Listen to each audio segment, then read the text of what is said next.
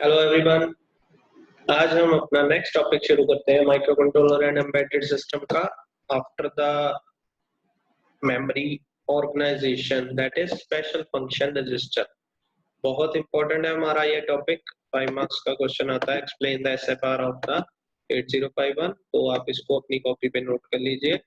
एसएफआर stands for special function register. ठीक है, हमने लास्ट जो टॉपिक है उसमें हमने पढ़ा था, ये देखिए यहाँ पे ये पढ़ा था कि 128 बाइट हमारा जो लोअर होते हैं वो हमारे तीन चीजों में डिवाइड होते हैं। एक तो था रजिस्टर बैंक्स, एक तो था बिट एड्रेसेबल रजिस्टर और एक था जनरल पर्पस रजिस्टर। ये हमने लास्ट वीडियो में कवर कर लिए थे। आज हम पढ़ेंगे इन 128 बाइट के बारे में, जो कि अपर 128 बाइट्स बोलते हैं इसको हम, और इसका नाम है एसएफआर। ठीक है, स्पेशल फंक्शन रजिस्टर।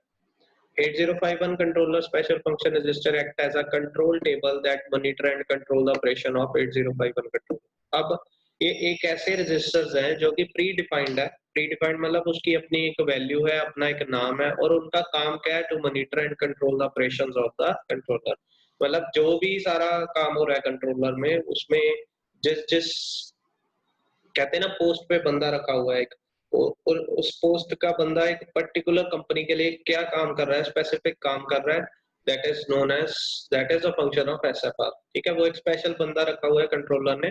काफी सारे बंदे हैं, टोटल नंबर 21 बंदे हैं टोटल इन्होंने रखे हैं। हर किसी की अपनी एक लोकेशन है, अपनी जगह पे बैठा है वो और अपना एक काम करता है, तो उसको हम बोलते हैं स्पेशल फंक्शन रजिस्टर्स। ठीक है, if you observe in the internal RAM structure the address space from 80 to FFH is allocated to SFR। अब इसको जो एलोकेशन दी हुई है मैंने रजिस्टर एड्रेस की, वो बेसिकली पहले तो 00 से 7 अप, जो कि हमारा 128 बाइट्स बनते थे, वो हमने वो तीन चीजों को दी हुई है। कौन कौन से पढ़े थे हमने लास्ट में? क्या था? Register banks, bit addressable area और जनरल पर्पस रजिस्टर, जिसको हम स्क्रैच पैड एरिया बोलते हैं। ठीक है, तो ये तीन चीजें तो इस एरिया में कवर थी। अब उसके बाद हमारे पास मेमोरी कौन सी बची? 80 से शुरू होके FFH तक। अब ये मेमोरी किसको दी हुई है उन्होंने? SFR को दी है। ठीक है, तो यही बात, इसके बारे में पढ़ेंगे। Out of these 128 memory location, ये टोटल 128 मेमोरी लोकेशन बनेगी यहाँ से यहाँ तक। There are only 21 locations that are actually assigned to SFR। 128 में से सिर्फ कितनी लोकेशंस को असेस किया जा रहा है थ्रू SFR? 21 लोकेशन को। मतलब हमारे पास SFR कितने हो गए? 21 बस। ठीक है, each SFR has 1 byte address. हर SFR का अपना एक 1 बाइट का एड्रेस है, 8 बिट्स का एड्रेस है। And it has a unique name which specifies it's purpose, और इसका अपना एक नेम है। ठीक है, फॉर एग्जांपल मैं कह रहा हूँ कि मेहरचंद में हमारे जो स्टूडेंट्स हैं, हर किसी का अपना एक रोल नंबर है, और हर रोल नंबर का अपना एक बेंच होगा, और वहां पे वो अपना काम करेंगे। एक मॉनिटर, मतलब जो भी उसको काम दिया गया वो परफॉर्म कर रहे हैं। ठीक है, तो दिस इज कॉल्ड एसएफआर। टोटल जो लोकेशन है 128 बाइट की है इसकी, पर उसमें से सिर्फ 21 बाइट यूज कर रहा है ये, और हर किसी का अपना 8 बिट का एड्रेस है। ठीक है, और ये एक यूनिक नेम है, that is specifies its purpose। ठीक है, since the SFR are the part of the internal RAM structure, अब ये internal RAM का part है, you can access SFR as use as the internal RAM। The main difference is the address space। First 128 byte 00 to 7FH is for regular internal RAM and next 128 byte is for SFR। मतलब वो कहता है इसको आप जैसे दूसरे RAM के address को सेस करते हैं ना, वैसे इसको भी सेस करना है आपने। फर्क क्या होगा? वो पहली 128 बाइट में कवर हो जाएंगे, इसके लिए आपको एड्रेस ऐसे भरना पड़ेगा कि वो 128 अगले जो है बाइट्स में कवर होंगे। ठीक है, as only 21 of the possible 128 SFR memory location are assigned, it is recommended that the remaining register or memory location are not accessed during programming।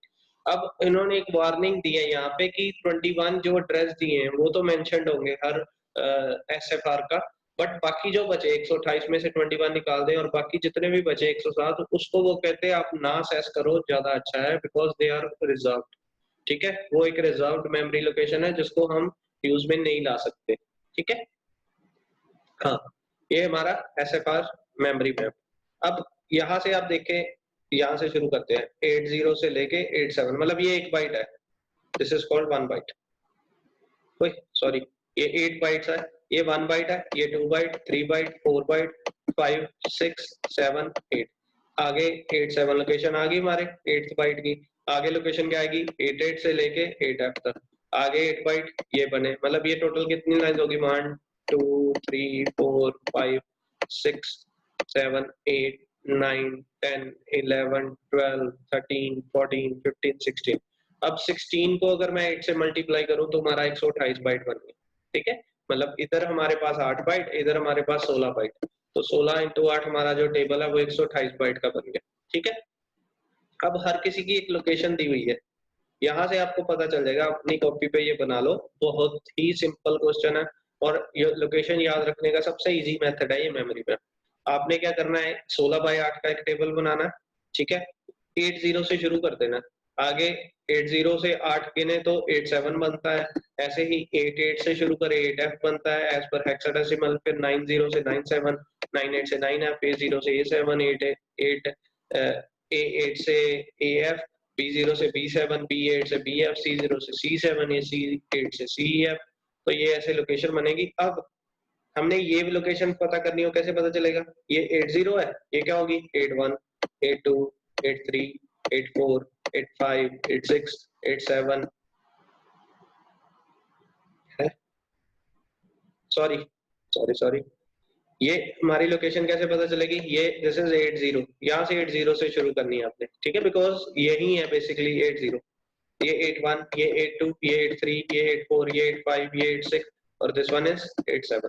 ठीक है, ऐसे ही ये वाली 8 8 8 9 9 8 A 8 B 8 C 8 D 8 E और ये वाली 8 F। ठीक है, ऐसे ही 9 1 9 2 9 3 9 4 9 9 5 9 6 9 7, फिर अगेन ये 9 0, ये 9 1, ये 9 2, ये 9 3, ये 9 4, ये 9 5, ये 9 6, ये 9 7। ठीक है, 9 8 9 9 9 9 के बाद 9A, हाँ 9B 9C 9D 9E 9F। ठीक है, तो आप सबकी वैल्यूज निकाल सकते हैं ऐसे। अब ये तो हो गया हमारा एक टेबल बन गया। अब हमने इस पे SFR लिखना है। SFR कौन कौन से है, सबसे पहले आपने ये लिखना है जो जिसकी this is called P0। P0 क्या है हमें पता है, पोर्ट 0। तो ये इसकी जो मेमोरी लोकेशन है दैट इज 80। आगे SP stands for stack pointer, TPL data pointer low, DPH data pointer high, PCON PCON आगे मैं आपको बताऊंगा, प्रोग्राम कंट्रोल। ठीक है, TCON timer control, TMOD timer mode, TL0 timer low 0, TL1 TH0 TH1 P1 port 1, SCON serial control, SBUF serial buffer, P2 port 2 IE interrupt enable. ठीक है, P3 port 3 IP interrupt priority, T2 कौन timer 2 control, RCA P2L RCA P2H, ये आगे पढ़ेंगे हम, TL2 TH2 ये timer 2 के वो है SFR है, BSW प्रोग्राम स्टेटस वर्ड है, ACC accumulator, P for P register. ठीक है, तो ये सारे SFR 21 है टोटल, आप गिन भी सकते हैं। ठीक है, तो ये आप अपनी कॉपी पे बना लो, एक दो बार बनाओगे याद हो जाएंगे। अब ये 21 के 21 याद रखने हमने, कैसे याद रखेंगे, आगे दिया है। All the 21 controller special function register along with their functions and internal RAM address is given in the following table। सबसे पहले हमारा जो रजिस्टर है, जो SFR है, दैट इज एक्यूमुलेटर, और इसका जो एड्रेस है that is E0H। I hope सबने याद रखना है, ये भी टेबल बना ले। फिर बी रजिस्टर है, बी रजिस्टर क्यों यूज होता है आगे पढ़ेंगे, इसका जो एड्रेस है दैट इज F0। ठीक है, DPH DPL IE IP port 0 port 1 port 2 port 3 ये सारे SFR हैं पोर्ट्स जो हम पढ़ेंगे। PCON power control, PSW programme status word, SCON serial port control, serial buffer, SP stack pointer, TMOD timer counter mode control, TCON timer control, TL0 TH0 TL1 TH1। ठीक है, तो ये हमारे 21 जो है वो SFR उसके साथ एड्रेस दिया है, ये सारे आपने नोट करके रख लेना। नेक्स्ट, अब हमने इन 21 SFR को 6 ग्रुप्स में डिवाइड कर दिया है। पहला जो है वो है मैथ रजिस्टर या CPU रजिस्टर, जिसमें हमारा एक्यूमुलेटर और बी रजिस्टर आएगा, जिसको हम अर्थमेटिक ऑपरेशंस में यूज करते हैं। फिर हमारे पास एक स्टेटस रजिस्टर है, वो एक ही है, that is program status word. फिर हमारे पास पॉइंटर रजिस्टर है, पॉइंटर रजिस्टर में दो हमारे पास DPTR DPL और DPH जिसको बोलते हैं, और स्टैक पॉइंटर, ठीक है, ये pointer register. IO port latches 4 है हमारे पास, port 0, port 1, port 2, port 3। Peripheral control register ये हमारे हैं PCON, SCON, TCON, T mode, I and IP. Peripheral data register ये हमारे TL0, TH0, TL1, TH1 and S buffer, ठीक है, याद रख लीजिए। अब एक्यूमुलेटर का काम क्या है, सारे पढ़ेंगे हम। एक्यूमुलेटर और रजिस्टर ए, एक्यूमुलेटर को हम रजिस्टर ए भी बोलते हैं। It is the most important and most used microcontroller एसएफआर। The register A is located at the address E0H। ये कहाँ पे पड़ा है, इसका एड्रेस क्या है, E0H पे 8 बिट का एक एक्यूमुलेटर पड़ा है। मतलब एक्यूमुलेटर में जो स्टोर होगा वो कहाँ पे जाएगा, E0H पे, ठीक है। The accumulator is used to hold the data for almost all ALU operation. हमें इसका मतलब पता है, इन द माइक्रोप्रोसेसर हम क्या करते थे, जितने भी अरिथमेटिक लॉजिक ऑपरेशन होते थे उसका जो रिजल्ट है that is stored in the accumulator. Some of the operation where the accumulator is used for arithmetic operation, addition, subtraction, multiplication, division, logical operation, and or not, data transfer operation, वो accumulator के through the name accumulator came from the fact that this register is used to accumulate. Accumulate का मतलब होता है to store, ठीक है। It is used to store the result of all arithmetic and most important logical operations, ठीक है। तो ये इसकी वैल्यू जो है बेसिकली अगर इसको हम माइक्रोकंट्रोलर को रीसेट करते हैं तो इसकी रीसेट वैल्यू 0 हो जाएगी, ठीक है। बाकी इसका जो एड्रेस है दैट इज E0 और इसके 8 बिट्स होते हैं, बिट 0 से लेके बिट 7, ठीक है। बी रजिस्टर, अब बी रजिस्टर पहले तो नहीं सुना आपने, है ना।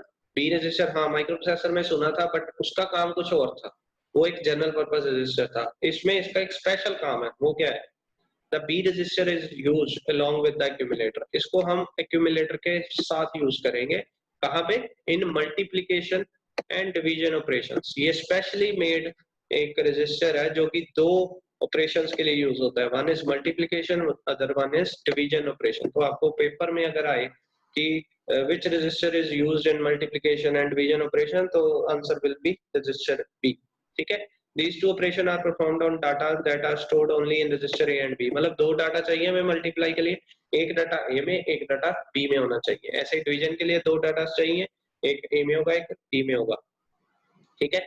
During multiplication operation, one of the operand, multiplier or multiplicand is stored in B register and also the higher byte of the result, ठीक है। और ये B जो है वो रिजल्ट को भी शो करता है।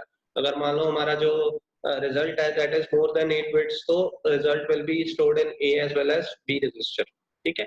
In case of division operation, B register hold the divisor and also the reminder of the result. अब एक इसमें तो डिवाइजर होगा, डिवाइजर जिससे हम डिवाइड करते हैं, ठीक है। और उसके बाद जो रिमाइंडर आएगा वो भी हमारा B में जाके स्टोर होगा, ठीक है। It can also be used as general purpose register for normal operation and it often used as auxiliary register by programmer to store temporary. अगर हम मल्टीप्लिकेशन और डिवीजन नहीं यूज कर रहे किसी पॉइंट पे, तो इसको हम जनरल पर्पस रजिस्टर की तरह भी यूज कर सकते हैं। और इसकी जो मेमोरी लोकेशन है वो क्या है, F0H, ठीक है। मतलब ये कहाँ पे पड़ा है, इसका कमरा नंबर F0H। और इसकी जो भी रीसेट वैल्यू वो 00 होगी, और ये इसका 8 बिट्स का रजिस्टर है। आगे प्रोग्राम स्टेटस वर्ड, ये बहुत इंपॉर्टेंट है, ये 5 नंबर का अकेला भी आ सकता है। PSW stands for program status word.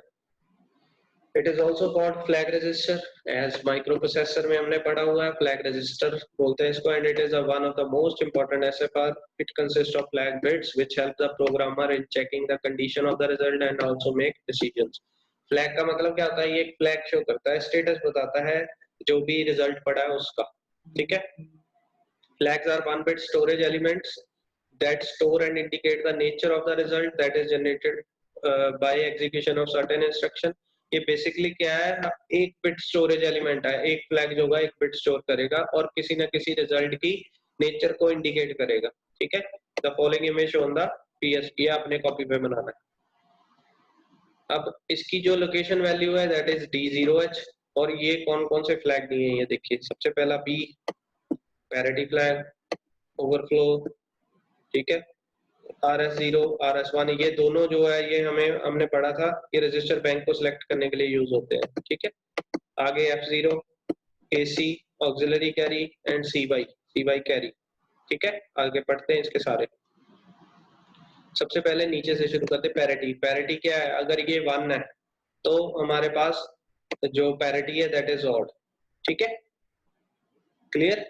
जब ये 1 होगा तो तब हमारे पास जो नंबर ऑफ पैरिटी है that is odd parity use होगी, ठीक है, उस रजिस्टर उस एक्यूमुलेटर की। नेक्स्ट जो है first bit that is result, वो नहीं यूज होता। नेक्स्ट ओवी stands for overflow, used in arithmetic operations, आगे पढ़ेंगे। आगे RS0 और RS1 this is used for register bank selection bit, ठीक है, ये इस कॉम्बिनेशन के साथ रजिस्टर बैंक सिलेक्ट करेंगे। RS1 और RS0, अगर 0 0 हो गया तो बैंक 0, 0 1 हो गया तो बैंक 1, 1 0 हो गया तो बैंक 2, 1 1 हो गया तो बैंक 3।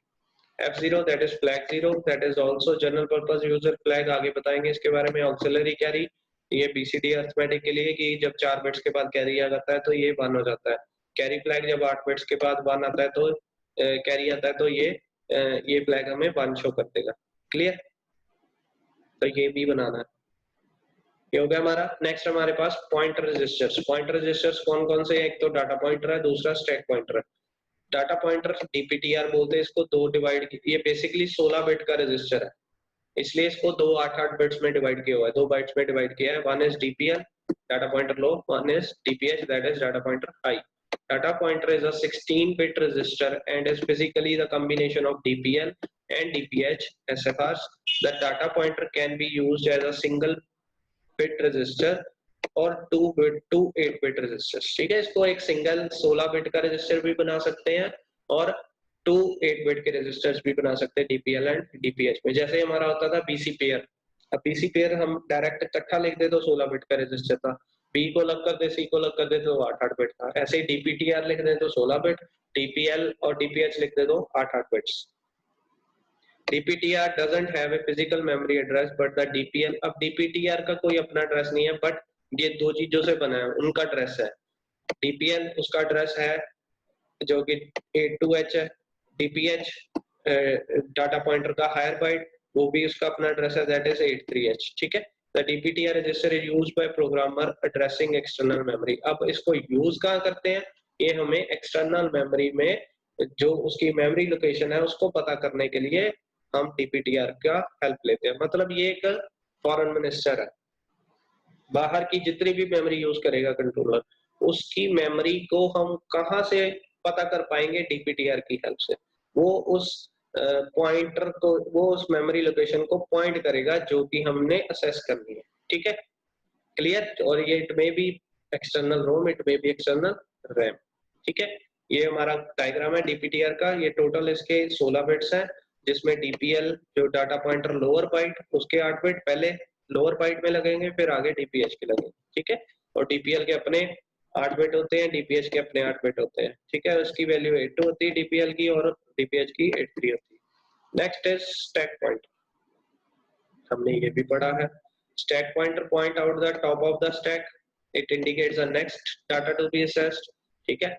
मतलब क्या है? ये हमें बेसिकली एक स्पेशल काइंड ऑफ मेमोरी है जिसको हम टेम्परेरी डाटा स्टोर करने के लिए रखते हैं, ठीक है। कि हमें वो रजिस्टर की जरूरत पड़ गई जहां पे डाटा पड़ा था, इसलिए हमने वहां से डाटा उठाया उस रजिस्टर से और स्टैक पॉइंटर में सेव कर दिया। जब हमें उसकी जरूरत नहीं होगी उस रजिस्टर की, तो वापस स्टैक पॉइंटर से उठा के डाटा उस रजिस्टर में रखा जाता है, ठीक है। तो इसके लिए जो इंस्ट्रक्शन है that is push, pop, call and return instruction, ठीक है। It is an 8 bit register, mind it, याद रखिए। जो कंट्रोलर है उसमें स्टैक पॉइंटर की जो रजिस्टर की बिट है, लेंथ है दैट इज 8 बिट, बट जो प्रोसेसर था उसमें 16 बिट का था, तो यहाँ पे कितने बिट्स का है? ओनली 8 बिट, ठीक है। And upon reset it is initialised with 07H। जब इसको रीसेट किया जाता है पूरे माइक्रो कंट्रोलर को, तो इसकी वैल्यू क्या होती है? By default value is 07H, याद रखना है आपने। When writing a new data byte into stack, the SP is automatically incremented by 1 and new data is written at the address SP1। मतलब SP क्या है? वो एक स्टैक टॉप है। जब नया डाटा आएगा तो वो कहाँ जाएगा? SP+1 पे, ठीक है। वो अपने आप एक इंक्रीमेंट हो जाता है। When reading the data, वापस डाटा फेच करना है वहां से, तो ये एक डिक्रीमेंट हो जाएगा, तुम्हारा वापस SP-1 पे स्टैक टॉप आ जाएगा, ठीक है। इसकी ऊपर दी हुई है value in reset that is 7 1 1 1, बाकी 0, ठीक है। और इसका जो एड्रेस है that is 81H। Next IO port registers है हमारे P0 P1 P2 and P3। हमें पता है 4 पोर्ट्स होते हैं, ठीक है। इसको हम इनपुट एंड आउटपुट भी यूज कर सकते हैं और इनका अपना एक एड्रेस होता है C। Microcontroller has 4 ports which can be used as input and output. These 4 ports named as P0, P1, P2, P3. Each port has corresponding register with same names. Port register are also P0, P1, P2, P3. The address of the port register are as follow.